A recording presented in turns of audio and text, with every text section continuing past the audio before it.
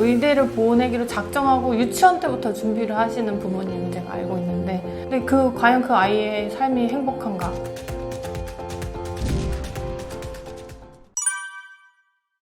좀 안타까워요. 저희 아들 친구 주변에도 의대를 보내기로 작정하고 유치원 때부터 준비를 하시는 부모님을 제가 알고 있는데, 그냥 아이들은 그대로 세뇌를 당한 것 같아요. 나는 이렇게 해야 되고 이렇게만 살아야 한다. 그렇게 살았을 때 중요한 거는 뭐 그렇게 해서 어른이 됐을 때 부모가 원하는 의사가 될 수 있죠. 근데 과연 그 아이의 삶이 행복한가? 그리고 우리가 없어졌을 때도 아이가 자기 삶에 만족하면서 살 수 있을까? 부모가 없을 때도 자녀가 자기 스스로 혼자 기뻐하고 행복해하면서 살 수 있는 삶의 태도를 만들어주는 게 저는 중요하다고 생각하지, 어떤 조건의 직업, 어떤 뭐 경제적 지위 이런 것들이 중요한 것이 아니라고 생각하기 때문에, 그 빅터 프랭클이 말했듯이 삶의 의미를 아는 사람은 어떠한 환경에서도 살아갈 수 있다고 했고, 가장 인간에게 주어진 최후의 자유는 주어진 환경에서도 태도를 선택하는 거라고 했던 말이 전 되게 늘 마음에 품고 살거든요. 그래서 부모가 없는 상황에서도 자기의 삶에 대해서 되게 좀 기쁘고 즐겁게 여행하듯이 살 수 있는 그런 사람으로 자랐으면 하는 마음을 다른 부모님들도 좀 가지셨으면 좋겠습니다. 아이가 내가 이루지 못한 꿈을 대리로 이루어주는 수단이 아니라는 것을 빨리 깨달으셨으면 좋겠어요. 부모가 되는 순간부터 되게 불안이 많고 내 삶도 불안한데 아이의 삶까지 생각을 하면 더 불안해지는 것 같아요. 그래서 가장 중요한 것은 부모가 먼저 마음이 치유되고 좀 내면이 단단해져야지 이런 상황에 흔들리지 않을 수 있는 것 같거든요. 막 누구는 뭐 한다더라, 누구는 뭐 한다더라 이런 이야기 굉장히 많이 들어요. 뭐 지금 우리 아이는 뭐 여기 학원에 다닌다는데 너네는 무슨 교육을 시키냐 이런 말들을 정말 학부모님들이 많이 하는데, 자기만의 확실한 교육관을 가지는 게 중요할 것 같고, 그러려면 부모님 먼저 삶에 좀 흔들리지 않는 철학을 가질 수 있는 내면이 있어야 할 것 같다는 생각이 듭니다. 네, 저는 일단 태어나서부터 그냥 책에 둘러싸인 환경을 만들어줬어요. 그래서 그냥 책은 원래 나랑 함께 사는 그런 것이구나 이렇게 느낄 정도로, 그래서 아이가 아예 한글을 모를 때도 그냥 아이 앞에다가 책을 들여다주고 제가 계속 읽어주고, 그래서인지 모르겠지만 되게 책에 대한 거부감이 일단 없어요. 아이가 어렸을 때부터 한글을 알기 전부터 책에 대해서 되게 좀 즐거움을 가지고 있었고, 초등학교 가고 나서부터는 이제 자기 의견도 생기고 하니까 한동안은 책에도 슬럼프가 살짝 오더라고요. 그래서 안 읽고 싶어 하는 시기가 있었어요. 그럴 때 아이의 관심사를 잘 보셔야 돼요. 아이가 만약에 요즘에 게임에 좀 관심이 있다, 아니면 뭐 동물에 관심이 있다, 아니면 교통수단에 관심이 있다, 그러면 아이가 관심 있어 하는 분야의 책을 이렇게 은근슬쩍 하나씩 집에 이제 자주 노출이 되도록 이렇게 하나씩 던져주는 거죠. 이거 내가 좋아하는 주제인데 하면서 한번 훑어보고, 이러다 보면 다시 또 그 주제에 관련된 호기심이 있기 때문에 책을 들여다보게 되더라고요. 그리고 그렇게 해서 좀 관심을 스스로도 읽게 해주고, 저는 자기 전에 항상 책을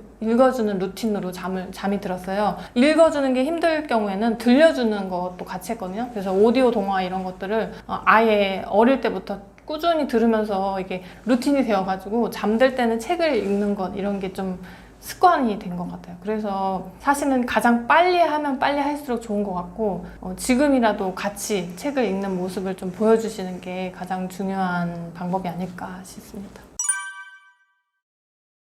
너무 유튜브에 노출이 많이 되어 있는 거, 영상 노출, 게임 노출, 이거 스마트폰 노출, 이게 가장 취약점인 것 같아요. 그리고 또 부모님들이 요즘에는 거의 다 맞벌이시잖아요. 그러니까 아이들이 혼자 있는 시간이 많은데 그 혼자 있는 시간을 미디어 없이 견디질 못해요.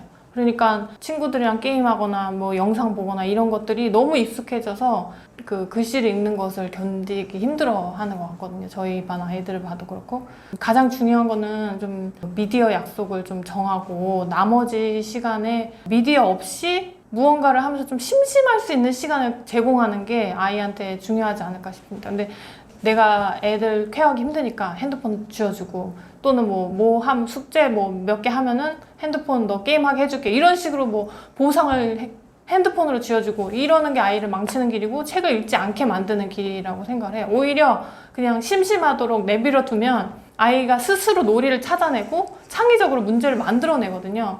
그래서 그런 시간을 부모님들이 좀 견디셔야 될 것 같다고 생각이 듭니다.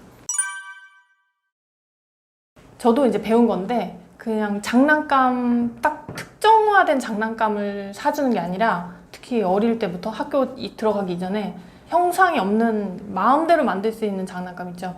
뭐 클레이 아니면 블럭 아니면 뭐 색종이 뭐 이런 손으로 소근육을 조작해서 만들 수 있는 놀이 활동을 좀 많이 하게 해줬어요. 그렇게 하면 심심하더라도 자기가 자기만의 창의적인 무언가 작품을 하나씩 만들어내잖아요. 그러면 이제 무언가를 해서 가지고 왔을 때 막 이제 같이 깜짝 이렇게 놀라주고 막 기뻐해주고 그러면서 또 스스로 또 더 새로운 걸 개발하고 싶은 막 아이디어를 내고 이런 것들이 좀 필요할 것 같아요.